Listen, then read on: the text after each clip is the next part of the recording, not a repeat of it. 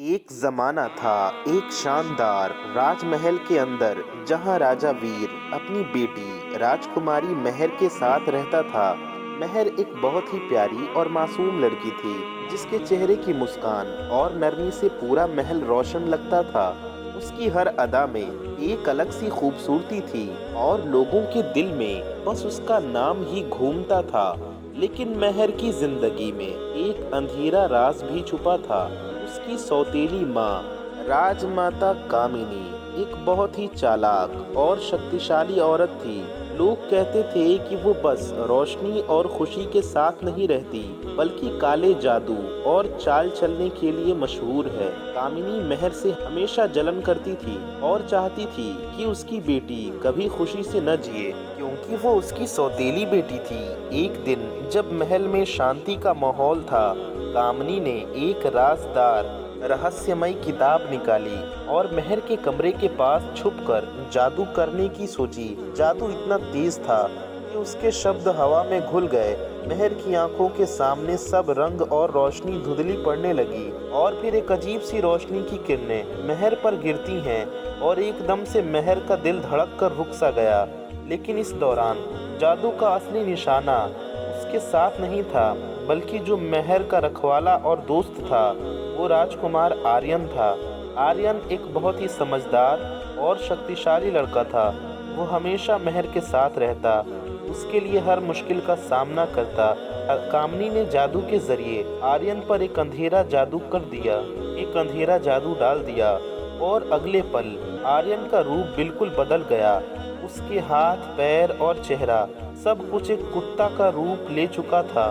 उसकी आंखें अब भी इंसानी थीं, लेकिन बाकी सब कुछ एक कुत्ते का रूप था। आर्यन, जो पहले मेहर का दोस्त और रक्षक था, अब एक कुत्ता बन गया था।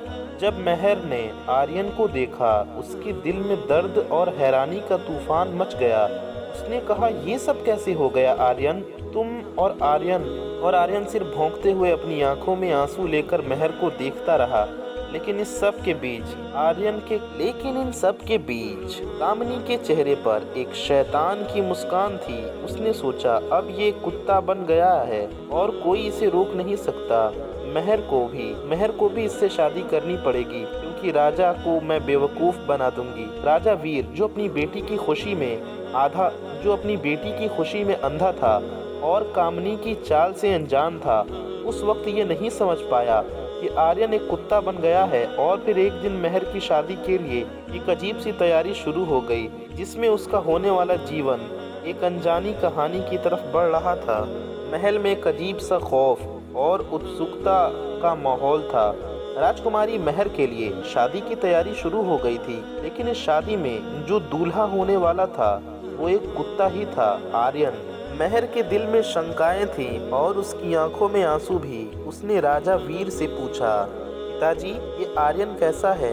मुझे ये समझ नहीं आ रहा। राजा वीर ने सिर्फ मुस्कान के साथ कहा, ये तुम्हारे लिए एक अनमोल साथी है मेहर, तुम्हारा भला होगा। मेहर का दिल और ज़्यादा दुखी हो गया, क्योंकि उसे समझ ही नहीं आ रहा था कि उसका दोस्त, जो हमेशा उसका रक्षक था, अब इस अजीब रूप में शादी के लिए मजबूर है। आर्यन, जो अब एक कुत्ता बन गया था, अंदर से बहुत उदास और पीड़ित था। उसके दिल में सिर्फ एक ही दुआ थी कि काश कोई इसे इंसान बना दे और मेहर की खुशी वापस ले आए। लेकिन जादू इतना मजबूत था कि हर पल उसे कुत्ता ही बनकर रहना पड़ रहा था। शादी का दिन आया और मेहर को घूमते हुए महफिल और शाही झिलमिलाती हुई लाइट्स के बीच खड़ा होना पड़ा। आर्यन को राजा ने एक सुंदर सी मोरी पर बैठाया, लेकिन उसके भौंकने और उछलने से सब लोग हैरान हो गए। मेहर की आंखों में आंसू थे, लेकिन उसने हिम्मत दिखाई। उसने आर्यन के पास जाकर कहा, आर्यन, मैं जानती हूँ कि ये तुम हो। तुम्हारे दिल की सच्चाई को मैं समझती हूँ। मुझे डर नहीं है। आर्यन सिर्फ अपनी आंखों और हाथों के जरिए मेहर को दिखाने की कोशिश कर रहा था कि यही वो इंसान है जो उससे प्यार करता है। उसकी आंखों में दर्द और मोहब्बत दोनों साथ साथ चमक रहे थे। कामिनी, जो शादी को देख रही थी, अपने काले जादू पर खुश थी। उसने सोचा, अब ये कुत्ता ही उसका साथी है। कौन समझेगा कि इसके अंदर कौन छुपा है। लेकिन शादी के बीच आर्यन के अंदर एक अजीब सी ताकत का जागरण हुआ। उसने महसूस किया कि महर की मोहब्बत और सच्चाई के सामने जादू का कोई असर नहीं है। उसकी आंखों की चमक और उसकी हिम्मत उसके अंदर एक इंसानी शक्ति जगा रही थी। शादी के दिन का माहौल अब भी महल में था, लेकिन आर्यन के अंदर का दर्द और ज्यादा गहरा हो गया था। उसके हाथ पैर कुत्ते के रूप में थे और सब लोग उसकी अजीब हरकतों पर मुस्कुराते या हैरान हो रहे थे। लेकिन आर्यन के दिल में सिर्फ एक ही इरादा था, महर के सामने अपनी असली पहचान लाना, चाहे कितना भी मुश्किल क्यों ना हो। महर ने आर्यन को देखा और उसकी आंखों में वो प्यार और दर्द का समुंदर देखा जो शब्द नहीं बन सकता था।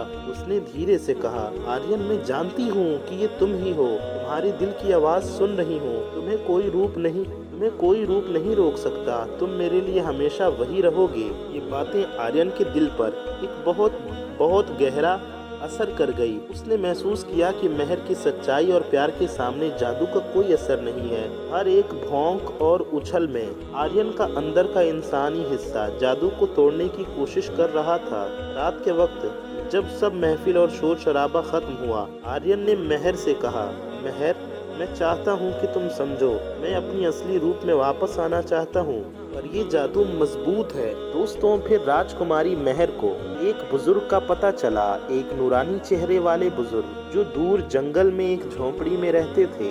राजकुमारी महर अपनी कुछ सहेलियों और सिपाहियों के साथ आर्यन को लेकर उन बुजुर्ग के पास गई। उन बुजुर्ग ने आर्यन का जादू खत्म कर दिया और उसका इलाज किया। आर्यन दोबारा इंसान बन गया। जब वो लोग महल वापस पहुंचे तो कामनी के होश ठिकाने न थे। वो हैरान हो गई और चिल्लाने लगी, अरे तुम वापस इंसान कैसे बन गए? मैंने तुम पे सख्त जादू किया है। मैंने तुम पर सख्त जादू किया था। उसको ऐसा कहते सुन सभी लोग, यहाँ तक कि राजा ने भी सुन लिया और सभी समझ गए कि इन सब के पीछे कामनी थी। उसे सख्त से सख्त सजा दी गई और राजकुमार आर्यन और राजकुमारी महर हमेशा खुशी खुशी रहने लगे।